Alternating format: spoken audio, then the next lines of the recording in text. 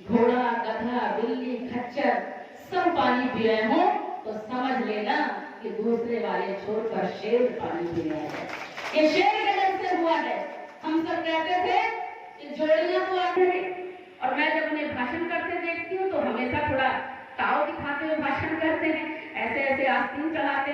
मैं भी सोचती थी कभी कुर्ता पैजामा अगर मैं भी पहनूं तो एक दो बार मैं भी देखूं ऐसे करके, लेकिन साड़ी पहनती हूँ भाइयों तो ऐसा नहीं कर सकती। लेकिन हमारा कोई नेता भी ऐसा नहीं करता है। वो बताने की कोशिश करते हैं कि मैं बड़ा हो गया, मैं पप्पू नहीं कहा। ये सब माताएं बने तो पप्पू ही कहती हूँ। क्या कहती हो आप लोग? पप्पू कहती ना। और पप्पू कोई गलत बात है नहीं कहना।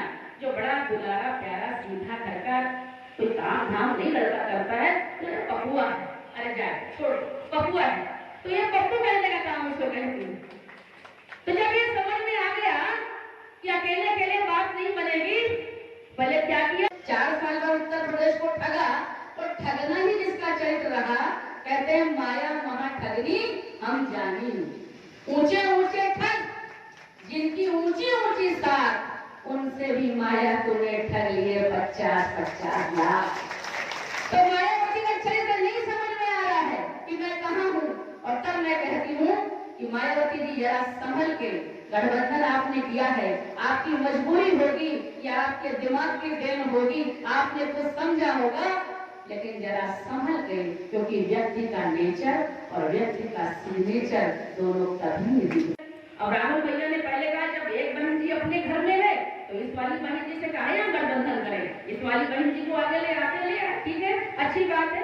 अब जब भूलने लगी तो ऐसे ही एक दिन प्रदेश कार्यालय में आपके पीयूष जी आए हुए थे, कुछ अपने गोंडा के कान काज से।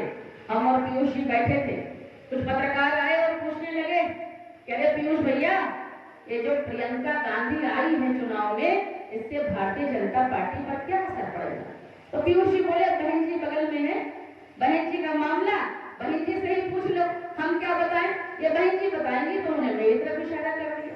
तो मैंने यही कहा था भैया क्या फर्क पड़ेगा हमें नहीं पता है, लेकिन हम स्वागत करते हैं प्रियंका का, बिटिया है और बिटिया का स्वागत करना तो हमारी परंपरा में हमारा संस्कार है, हम स्वागत करते हैं।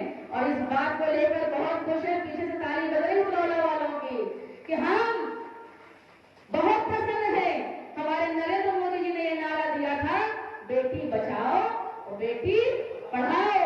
अब इस नारे को अगर कांग्रेस ने मान लिया है, सोनिया गांधी ने मान लिया है, राहुल ने मान लिया है, तो हमसे बढ़कर कुछ कौन होगा?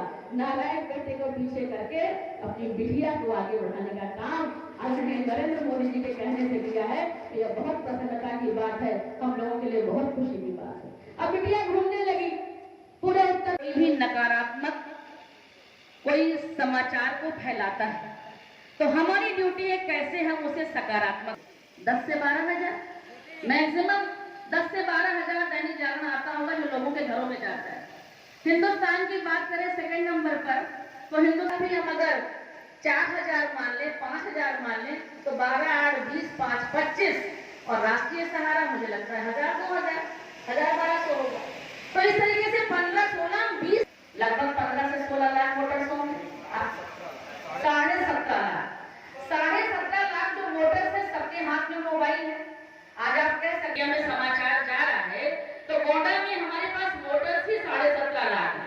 और फिर उसके बाद ये 18 साल वाले वोटर है ना, 18 साल वाले बच्चों के हाथ वैसे 5 लाख ही दे दे तो वो हवा हो जाएगी, वो खबर हवा हो जाएगी, नहीं रह जाएगी। ये होती है IT सेल की बीबी और गुलाम। तो एक साहब थे काशीराम जी, तो अब वो सर्ववासी हो गए।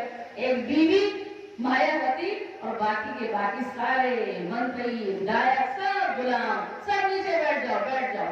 और इसमें भी देखिए आप कि कहती है कि प्रधानमंत्री बनने की होड़ लगी है प्रधानमंत्री को, और क्यों नहीं मिलेगा? प्रधानमंत्री बनने की इच्छा है लेकिन किसी सीट से चुनाव नहीं लड़ेंगी। एक तो हार की आशंका, दूसरी इस बात की कि अब की जब हम चुनावी प्रक्रिया से हटेंगे तो राजनैतिक रूप से हमारी तिलांजलि यह समाज दे देगा। तो चलते चलते एक वो सीट जिस पर वो लड़ती थी उसको भी बेचने का काम कर डाला है। पैसे बना लो, अपना जिस सीट से लड़ना है उसको भी बेच देने का काम आदरणीय मायावती बहन जी ने किया है। भारतीय जनता पार्टी का नौजवान कहता है काम नहीं बोलता है, तुम्हारा कारनामा बोलता है।